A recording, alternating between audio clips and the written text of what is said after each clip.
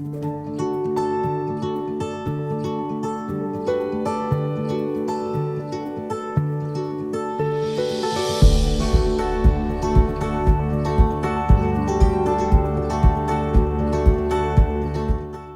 Président, cher Jean-Dominique, cher académicien de l'ALS, merci pour votre accueil chaleureux. Comme l'a rappelé Jean-Dominique, c'est une tradition qui s'est établie maintenant, on peut déjà parler de tradition, je pense après 20 ans, où cette séance donc est organisée tous les mois de mars, cette séance commune tous les mois de mars ici à Nancy. Et personnellement, je suis très heureux de continuer cette tradition. Comme vous le savez peut-être, j'ai repris la présidence de la section des sciences de l'Institut Grandical de Monsieur Zec l'année dernière. Donc, c'est ma première séance ici en tant que président vraiment de la section des sciences. Et donc, je m'engage à continuer cette tradition. Et comme l'a rappelé donc Jean-Dominique, ça fait 20 ans et l'année prochaine, donc en fait les 20 ans de cette collaboration. Et ce sera peut-être aussi une occasion de la redynamiser, de trouver d'autres formes peut-être de collaboration pour les années à venir. Et donc il me revient d'introduire le premier orateur, Patrick Madjen, qui vous fera une présentation sur l'utilisation des données d'observation de la Terre pour notamment la gestion des inondations. Patrick Madjen, il a obtenu son master en génie de l'environnement à l'EPFL de Lausanne en 2002. Et puis en 2011, il a finalisé une thèse de doctorat sur le thème des eaux de surface et eaux souterraines détectées depuis l'espace, sur l'intégration des observations de télédétection radar dans les systèmes de prévision des crues qu'il a obtenu à l'Université technique de Delft aux Pays-Bas. En tant que chercheur puis chef de projet au Centre de recherche public Gabriel Lippmann et du Luxembourg Institute of Science and Technology, il a été responsable de l'acquisition de financement et de la gestion de projets de recherche, de développement et d'innovation en observation de la Terre et en modélisation hydrologique et hydraulique. Depuis janvier 2020, il dirige le groupe télédétection et modélisation des ressources naturelles du département recherche et innovation en environnement du Luxembourg Institute of Science and Technology.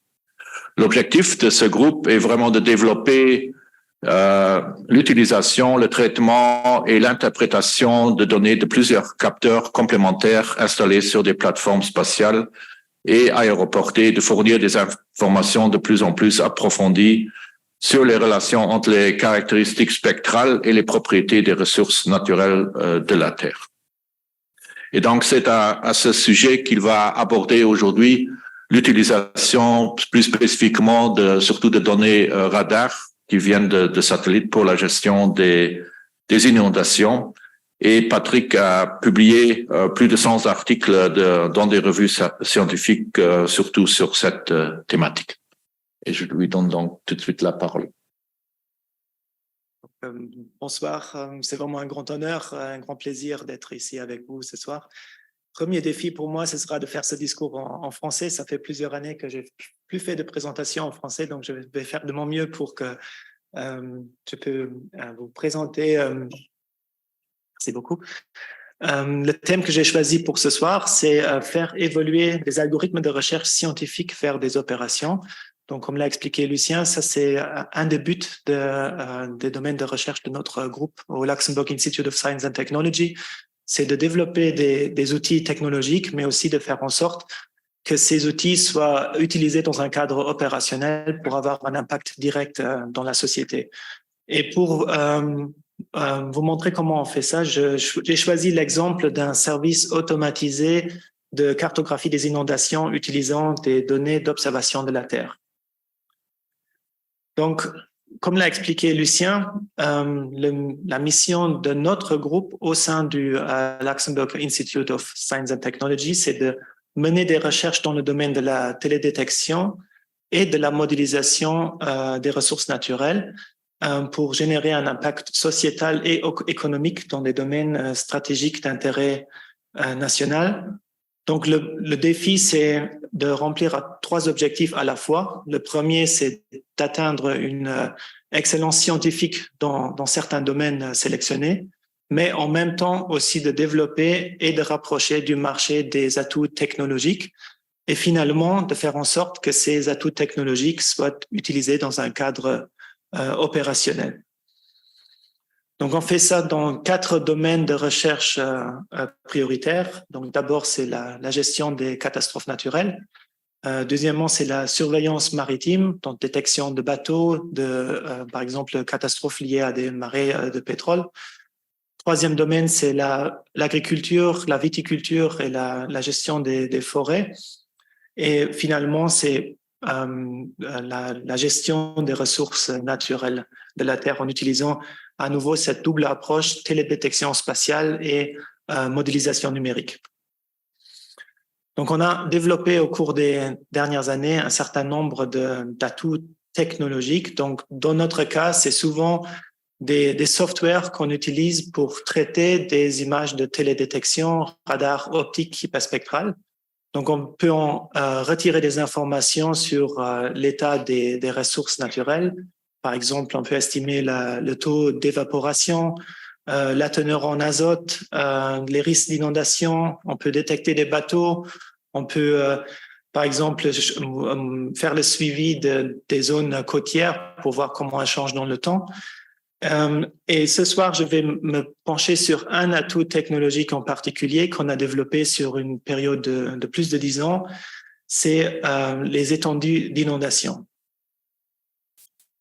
Donc, la vision qu'on avait développée il y a plus de 10 ans, c'était de développer un outil qu'on peut utiliser pour suivre à échelle mondiale les inondations. Donc, ça n'existe pas encore. Il n'y a pas de site sur lequel on peut voir les inondations, comme elles se déroulent à travers le monde. Il y a tous les jours, dans un endroit du monde, une inondation. Mais souvent, c'est seulement les inondations majeures qui suscitent, qui sont d'un intérêt et dont on parle dans les médias. Et c'est seulement dans le cas des catastrophes majeures que les images de télédétection sont acquises, traitées et utilisées par les équipes de secours. Mais évidemment, les inondations, c'est un phénomène naturel qui se passe tous les jours à échelle mondiale. Donc, notre but, c'était de mettre en place un tel service de cartographie en temps quasi réel des inondations en utilisant différents satellites qui sont disponibles. La technologie prioritaire, c'est les satellites radars qui ont la capacité, évidemment, de voir ce qui se passe sur les surfaces terrestres indépendamment du couvert nuageux. Donc, ça, c'est le grand avantage par rapport à des technologies optiques. Évidemment, quand il y a des inondations, il y a de fortes chances qu'il y a aussi des nuages. Donc, il y a plusieurs défis à relever et dont je vais parler maintenant. Donc, le premier, c'est comment interpréter ces images de télédétection. Donc, pour vous donner une idée, il y a ici une image radar qui a été acquise lors d'une inondation majeure qui a eu lieu aux États-Unis en 2017 à la suite d'un ouragan, Harvey.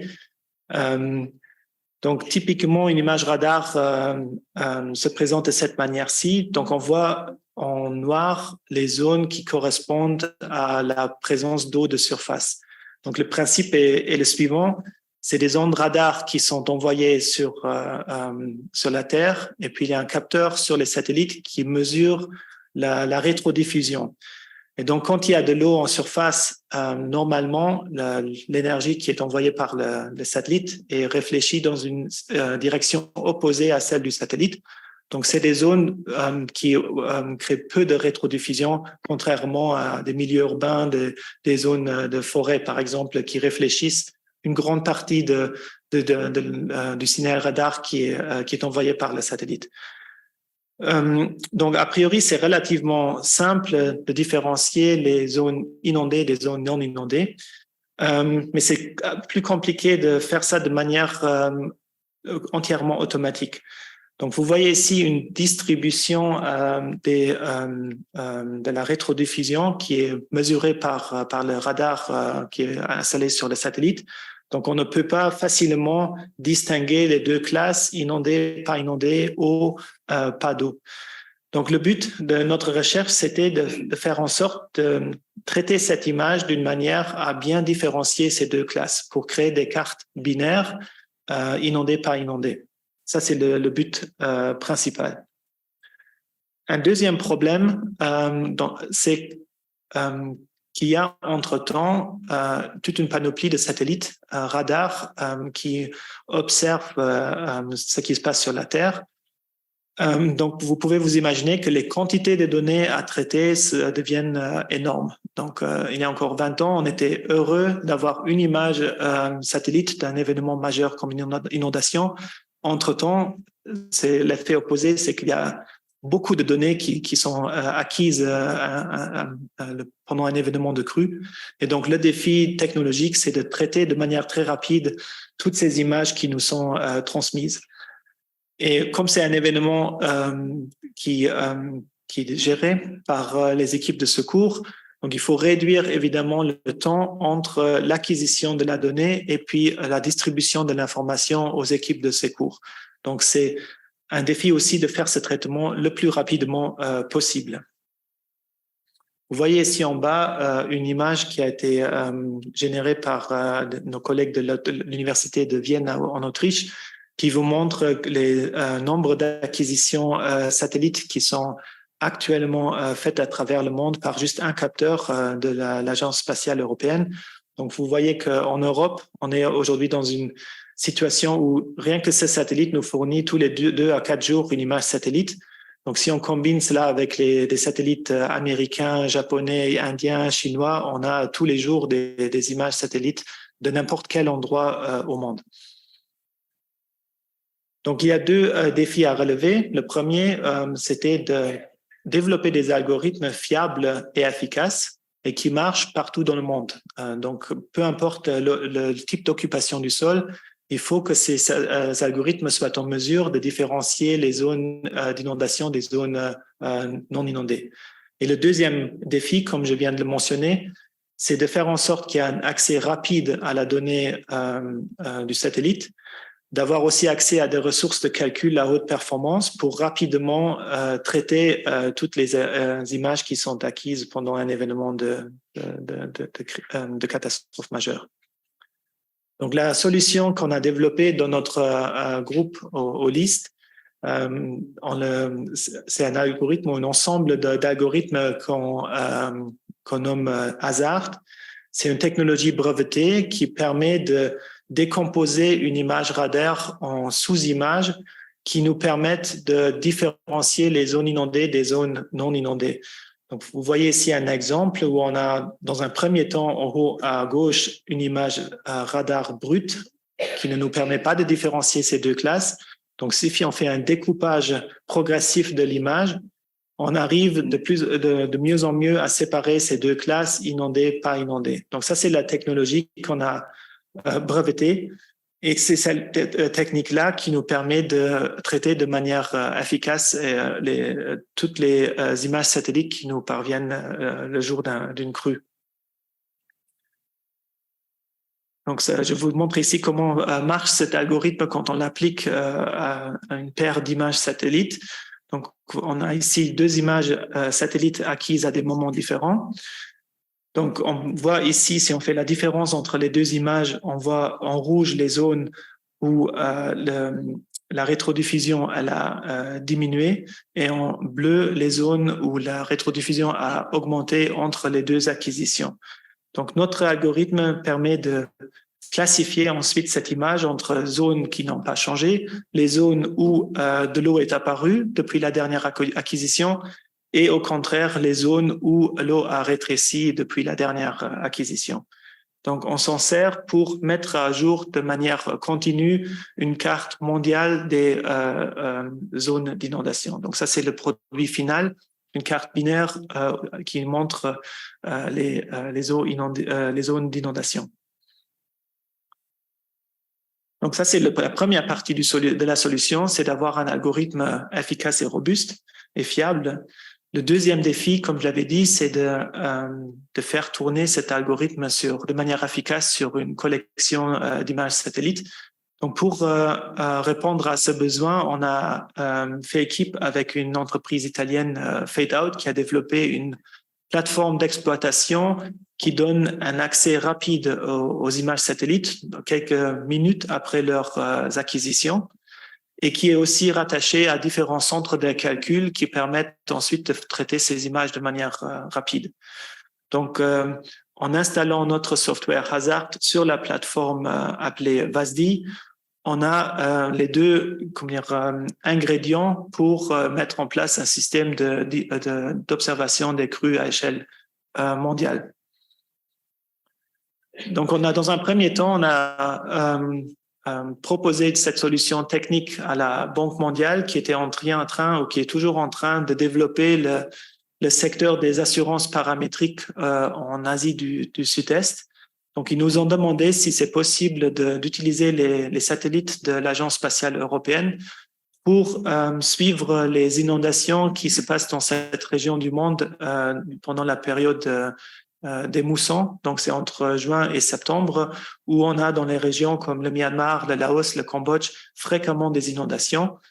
Donc, le but, c'était de suivre ces inondations et de combiner cette information des inondations avec des informations d'occupation du sol pour évaluer au jour le jour le nombre de personnes impactées par ces événements. Et donc, c'est cette information-là qui est utilisée par les entreprises d'assurance pour décider s'ils vont faire des paiements ou pas. Donc ça, c'était une étape importante dans notre développement parce que ça a permis d'avoir ce premier prototype en place pour une région du monde qui est fréquemment impactée par des inondations. Et c'est cet outil-là qui nous a ensuite permis d'approcher différentes organisations dans le monde qui s'occupent de la gestion des inondations. Le problème qui se posait à nous alors, c'était comment assurer un tel service. Comme on est un centre de recherche, normalement, notre mission première n'est pas d'assurer un service 24 heures sur 24, 7 jours la semaine pour suivre des inondations. Donc, la question se posait comment on peut maintenant transférer cette technologie pour qu'il y ait une entreprise qui offre un tel service à la Banque mondiale et à d'autres organisations intéressées par ce type d'informations.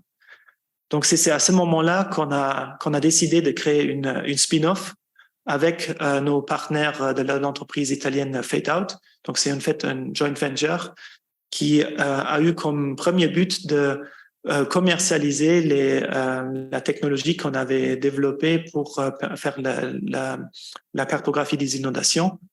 Mais le but à moyen long terme, c'est de ne pas seulement se concentrer sur la cartographie des inondations, mais d'utiliser aussi d'autres algorithmes qui peuvent être utilisés pour traiter différentes images satellites, pour, par exemple, aussi faire le suivi des impacts dus à, par exemple, les glissements de terrain, des marées de pétrole, les dommages qui sont créés par des tremblements de terre ou des feux de forêt. Et même d'aller au-delà des catastrophes naturelles et de développer aussi des technologies basées sur l'observation de la Terre pour aider la prise de décision en aménagement de territoire, dans la gestion de forêt, la gestion des surveillances maritimes. Donc, avec notre spin-off, on a plus ou moins fait le tour des grandes organisations qui s'occupent dans le monde de la gestion des inondations. Et il y a entre autres une organisation qui s'appelle le Copernicus Emergency Management System. Donc ça, c'est un système qui est mis en place pour aider la gestion des crises quand il y a des inondations ou d'autres catastrophes majeures dans le monde. C'est un service qui est géré par le Joint Research Center à Ispra en Italie, qui est rattaché à la Commission européenne, qui a comme mission de suivre ces genres d'événements à échelle mondiale. Le problème de ces systèmes jusqu'à présent, c'était, comme je l'avais indiqué tout à l'heure, qu'il n'y avait pas encore de surveillance automatique et continue des inondations et d'autres phénomènes.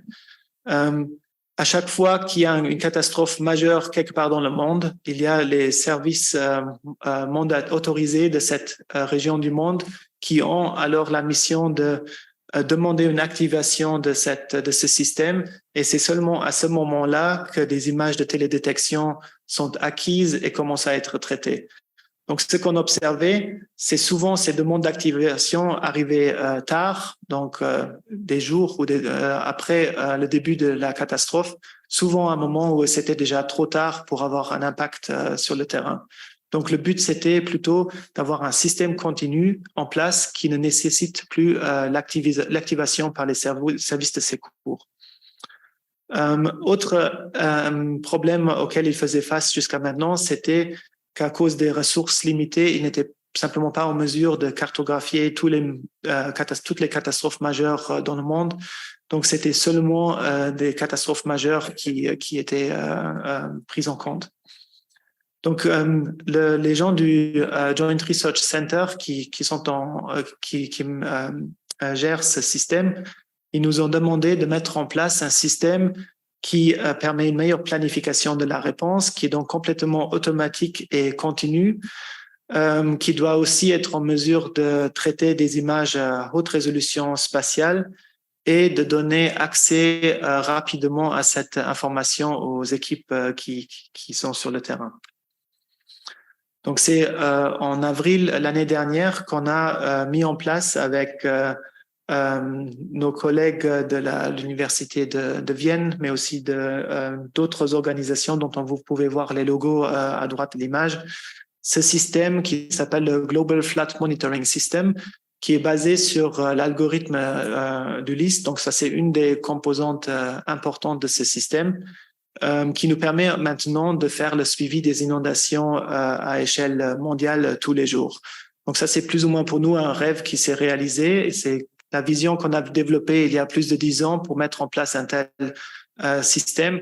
Et c'est des travaux de recherche, mais aussi après les bons partenariats avec des équipes techniques qui nous ont permis de mettre en place un tel système. Donc, vous voyez ici sur cette image un snapshot des inondations qui ont eu lieu l'année dernière au Pakistan en été. Donc, vous voyez en bleu clair ici l'étendue d'inondations à un moment donné de cet événement. Un autre exemple récent, c'était au début de l'année, il y avait une inondation majeure en Californie, aux États-Unis. Donc, avec notre système, on était en mesure de suivre au jour le jour la propagation de l'onde de crue et l'évolution de cet événement. C'est quelque chose qui n'était pas possible avant, quand il y avait juste quelques images isolées qui étaient traitées. Après, un autre défi, c'était de voir si on pouvait aussi utiliser cette technologie pour construire une archive mondiale des inondations. Donc, pas seulement de suivre au jour le jour les inondations, mais aussi de traiter l'ensemble des images satellites qui ont été acquises ces 20 dernières années pour mieux comprendre où se déroulent les inondations majeures, pour générer ensuite des cartes d'aléas d'inondation, de risques d'inondation.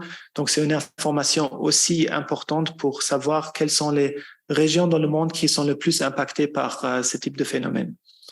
Et donc là, vous pouvez vous imaginer que le défi technique était très important parce que c'est une chose de traiter quelques images tous les jours, mais de traiter une archive qui a été construite sur des dizaines d'années, ça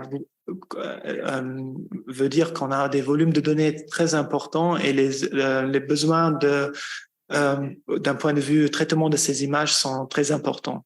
Donc, dans ce cas, on a choisi un partenariat avec le Vienna Scientific Cluster. C'est un centre de calcul en Autriche sur lequel qui a hébergé nos algorithmes de traitement d'images pour traiter l'ensemble de l'archive des images satellites acquises sur plusieurs décennies. Donc, juste pour vous donner une idée, on fait les calculs, on a traité 1,4 million de scènes d'images de télédétection La durée moyenne pour le traitement de juste une scène, c'est 13 minutes. Donc, si on aurait traité les images de manière séquentielle, l'effort nécessaire pour créer cette archive aurait été de 38 ans. Donc, c'est seulement en parallélisant cette tâche qu'on était capable en quelques mois de créer cette archive des inondations. C'est quelque chose qui n'était pas encore imaginable il y a quelques années quand il n'y avait pas les ressources de calcul nécessaires pour un tel effort.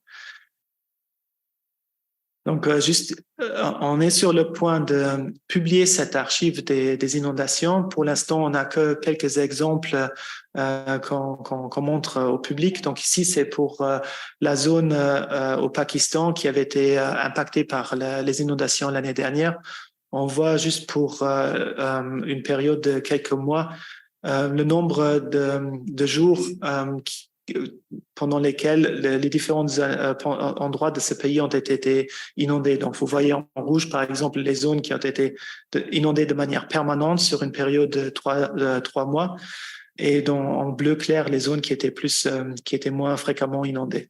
Donc, c'est une information importante pour caractériser ces événements. Et c'est encore plus utile pour faire la cartographie des risques d'inondation à travers le monde. Donc, juste en résumé, pour vous montrer l'effort que ça a représenté ces 10 dernières années pour arriver à ce point. Donc, on a commencé il y a plus de 10 années avec nos travaux scientifiques dans ce domaine. Donc, dans un premier temps, le but, c'était de publier les résultats de notre recherche dans les revues les plus prestigieuses dans le domaine. Donc, c'est pendant 4 ans qu'on s'est concentré surtout sur le travail purement scientifique. Et c'est ensuite, quand qu'on a maîtrisé plus ou moins la technique, qu'on a choisi de soumettre un brevet. C'était en 2016, et qu'on a commencé à travailler sur le prototype que je vous ai montré tout à l'heure. Donc, juste pour vous donner une idée, donc ça a représenté 10 ans pour faire évoluer ces algorithmes scientifiques vers un système opérationnel tel qu'il se présente aujourd'hui. Évidemment, c'est pas la fin de l'histoire. Donc, il y a encore des défis à relever dans les années à venir. Dans un premier temps, le but, c'est de continuer à améliorer le système qui est en place maintenant. Donc, les algorithmes sont toujours sujets à des incertitudes. Donc, le but, c'est d'en améliorer la précision, mais aussi de continuer à améliorer l'efficacité pour réduire encore plus le temps entre l'acquisition d'une image satellite et la distribution de l'information finale aux utilisateurs. Deuxièmement, le but, c'est aussi de réduire des zones qui sont actuellement encore exclues. Donc, il y a certaines zones dans le monde pour lesquelles on ne peut pas dire à partir d'images de télédétection si elles sont inondées ou pas. Donc, il y a aussi l'objectif de continuer à développer des algorithmes de plus en plus performants pour aussi être en mesure, par exemple, à détecter des inondations sous couvert végétal ou dans des milieux urbains denses où, pour l'instant, on a encore des incertitudes très importantes. Et puis, le but, c'est aussi de continuer à développer de nouvelles applications, par exemple, pas seulement de cartographier les zones d'inondation, mais aussi être en mesure, par exemple, d'estimer les hauteurs d'eau et, comme je l'ai dit tout à l'heure, de créer des cartes d'aléas et de risques d'inondation à partir du traitement d'une archive préparée sur plusieurs années. Et finalement, ça c'est la dernière chose que je voulais encore vous dire, le but, c'est pas seulement d'être en mesure de surveiller les inondations, mais le but est aussi de prédire ces événements et de se servir des informations qui nous parviennent des satellites pour réduire les incertitudes des prévisions de crues. Donc, intégrer l'observation de la Terre dans des systèmes de prévision de crues, ça c'est un autre défi pour les années à venir. Et sur ça, je vous remercie pour votre attention. Merci.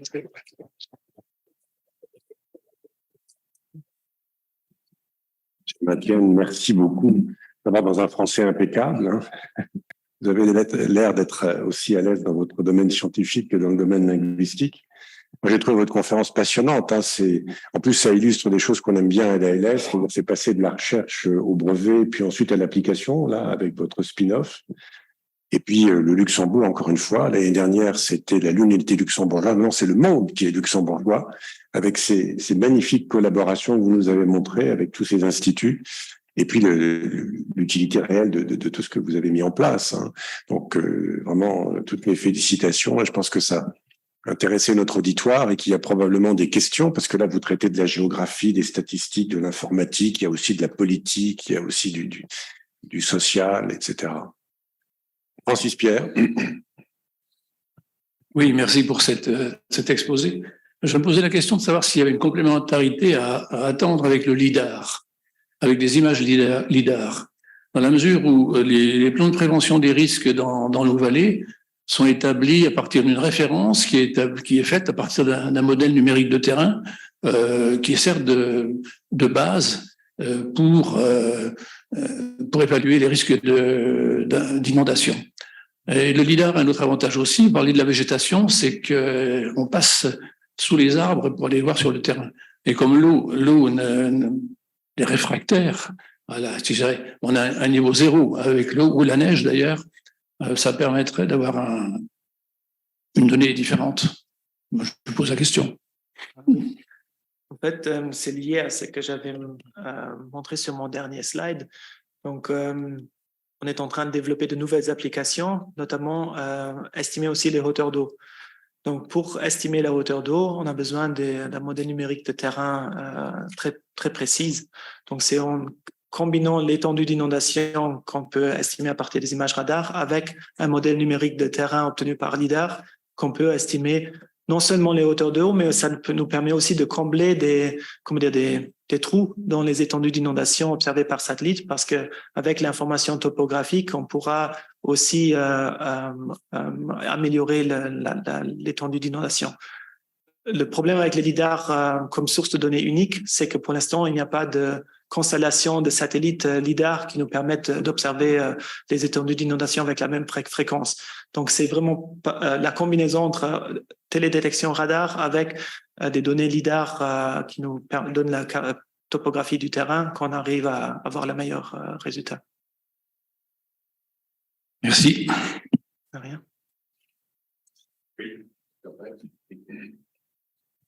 Merci pour ces informations. Est-ce que vous l'avez un petit peu effleuré dans l'intégration des prévisions des crues, est-ce que vous avez trouvé ou suspecté une explication mondiale des crues? Peut-être par rapport au climat, par rapport à... Est-ce qu'il y a une intelligence mondiale au niveau de la répartition des crues ou autre chose? Là aussi, je pense que ça, c'est l'étape suivante. Donc là, on est en train de construire cette archive, déjà ce qui nous donne un aperçu à échelle globale, mais aussi sur plusieurs décennies, comment les risques d'inondation a évolué dans le monde. Donc ça, c'est la partie purement observation. Donc voir déjà si on peut observer des tendances, qu'il y a des zones dans le monde ou des régions dans le monde qui sont plus impactées maintenant que ce qui était le cas encore il y a plusieurs années.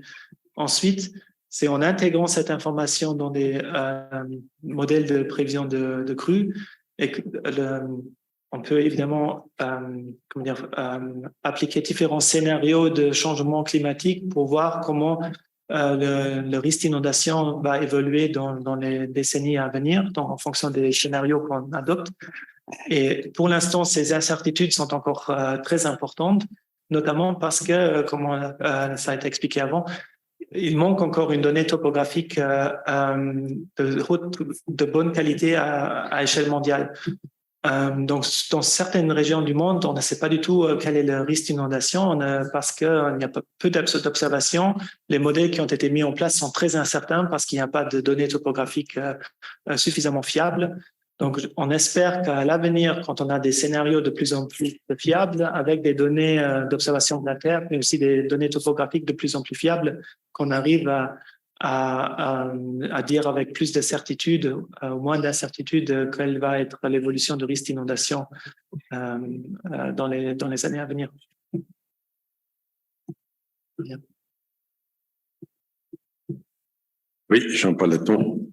Merci, monsieur. Vous nous avez convaincus de l'importance et de l'utilité de votre logiciel. Mais on est resté sur sa fin, sur l'approche statistique innovante que vous évoquez et pour lequel vous ne donnez pas de détails. C'est vrai. C'est breveté? Non, mais ça, je sais pas. Alors bon, alors une autre question. Vous évoquez dans votre perspective l'intelligence artificielle. Il me semble que vu les pétaoctets de données que vous avez, un réseau neuronal profond pourrait très bien la faire. Oui, pour l'instant, cette archive n'existe pas encore. Elle est en train d'être générée. Elle sera disponible dans quelques semaines.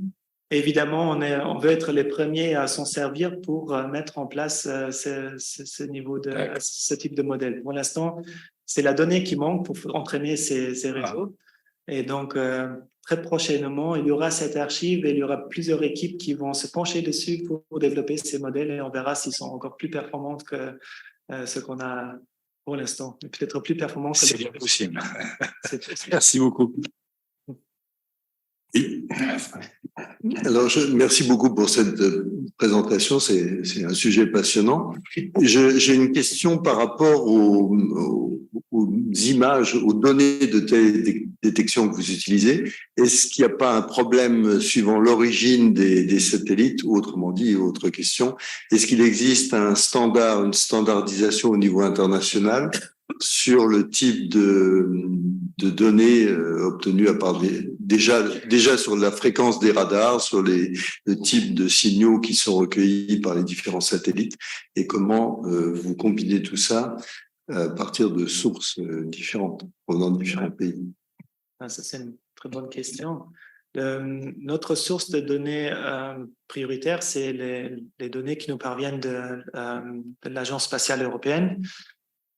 Donc le programme Copernicus, évidemment là, on a une constellation de plusieurs satellites du même type. C'est des données comparables où si on compare deux images, on peut être sûr que les différences qu'on observe sont dues à quelque chose qui s'est passé sur la surface terrestre. C'est pas des changements qui sont dus à des changements de la configuration du satellite.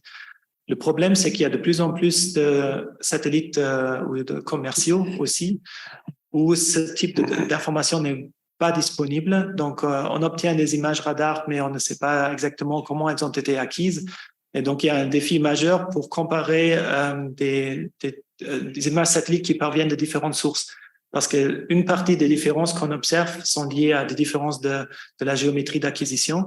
D'autres, et le défi, c'est de différencier les différences dues à cet effet par exemple, de l'apparition d'une inondation entre les deux acquisitions. Et dans ce cas, il n'y a pas de standard particulier. C'est des sources de données qui nous parviennent de différentes agences spatiales et de distributeurs d'images satellites commerciaux, mais sans donner toutes les informations nécessaires pour bien interpréter ces images. Mais si on se concentre sur les images de l'Agence spatiale européenne, là, on a toutes les informations qu'il nous faut pour bien interpréter les images. Oui. Oui, c'est un petit peu dans le sens de la question précédente, sur les sites d'observation. Et une région qui m'intéresserait peut-être plus de connaître, c'est est-ce que vous avez vous avez montré d'ailleurs des explorations sur le Pakistan Nord en particulier.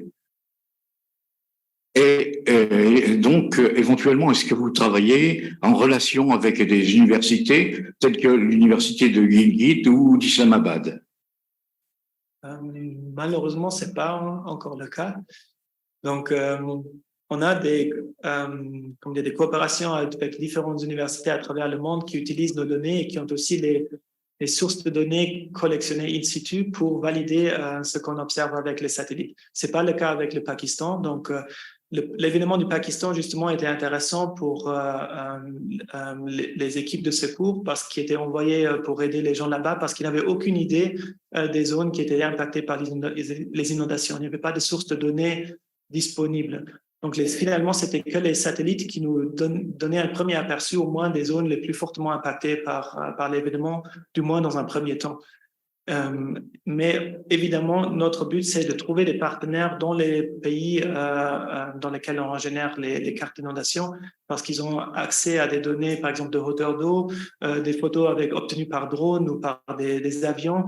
C'est cette source de données qui nous permet, en fin de compte, de valider l'information qu'on obtient avec le satellite.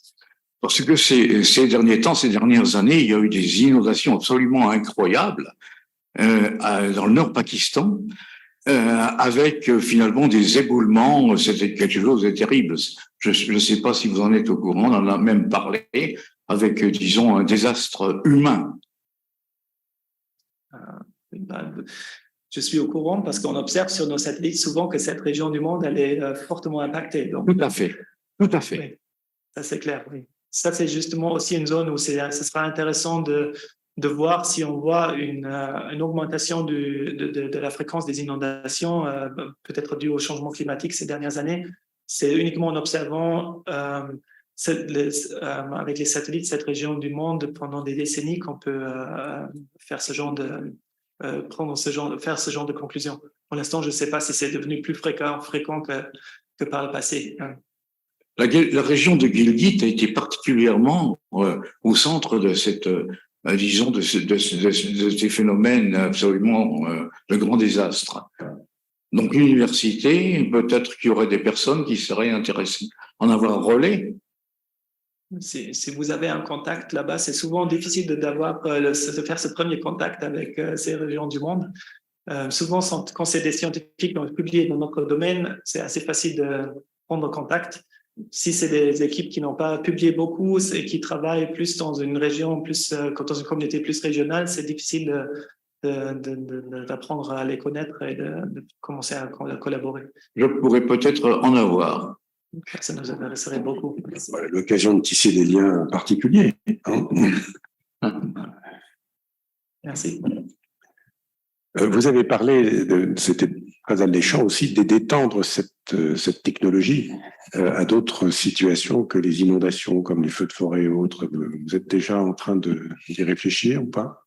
Oui, ça c'est un de nos projets de recherche qu'on a actuellement, c'est d'avoir un algorithme de détection de changements plus générique, donc pas adapté uniquement aux inondations, mais qui nous permet d'observer et d'interpréter tous les changements qu'on observe entre deux acquisitions satellites. Donc, on a par exemple testé une variante de cet algorithme pour détecter par exemple les bâtiments qui sont endommagés à la suite d'une explosion, par exemple. C'est quelque chose qui a aussi évidemment un impact sur la rétrodiffusion qui est enregistrée par les satellites.